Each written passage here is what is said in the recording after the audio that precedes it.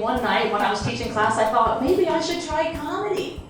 I know that doesn't seem like a really logical progression in Pilates to comedy. I mean, I once knew of a Pilates teacher who turned dominatrix. That makes a lot more sense, really. I mean, just wants people around. I think Pilates would be really fun on TV, but not like little cheesy exercise videos on demand. I'm thinking a game show. You do the moves well, you win big prizes. Right? We give you stacks of cash and you hang on to it between your feet. You try to do some difficult move and if you still have the cash at the end, you take it home. And if the show is on HBO, we can have you hold on to the cash between your butt cheeks. Or how about a Pilates version of Fear Factor? I know, terrifying. It would need a really big pyro budget. Yeah, because I want to put fire under people's butts for the shoulder bridge, and fire under the chest for the plank, and definitely fire under the leg for the kneeling side kick. Now this one has a little extra added benefit. Many would get some, complimentary leg hole removal. Somebody's getting a call. And if the show was on HBO, then some men could get some complimentary hair removal as well. So I use a lot of imagery in my teaching, clearly, but actually most Pilates teachers do because nobody knows anything about anatomy. No offense.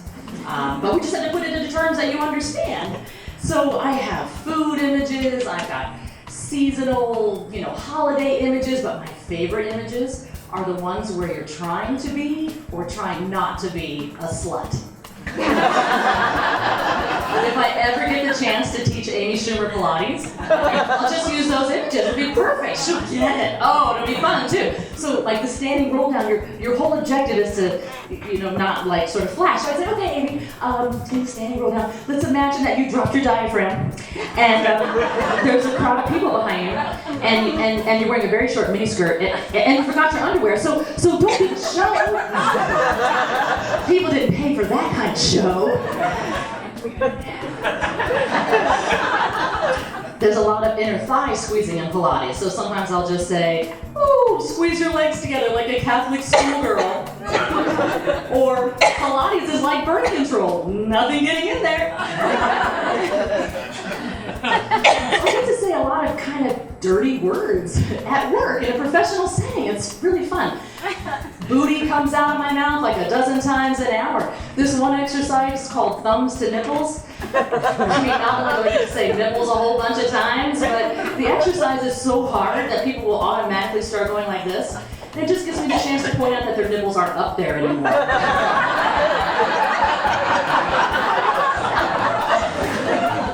I say crotch a lot too. Especially because I came up with this image called your crotch light. It started out as vagina flashlight, and we shortened it and made it gender neutral. You're welcome. And once you kind of get over the weirdness of the fact that you have a light coming out of your crotch, it's actually really helpful. So, then I just tell you where to point it. So for example, let's take standing posture. A good standing posture, your crotch light should point, straight down between your ankles. Now, we all know people who like to shine their light a little in front. Right?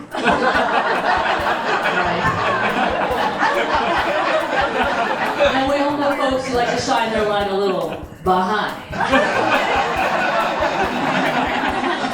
Now, as a Pilates instructor, I've got to tell you, neither one of those is a good long-term posture. I just have to say that. Okay, but now applying it to Pilates, like that bridge I was showing you, you're trying to get your hips up high. Well, what you're really trying to do is get your crotch light up as high as you can. See how high my crotch light can shine?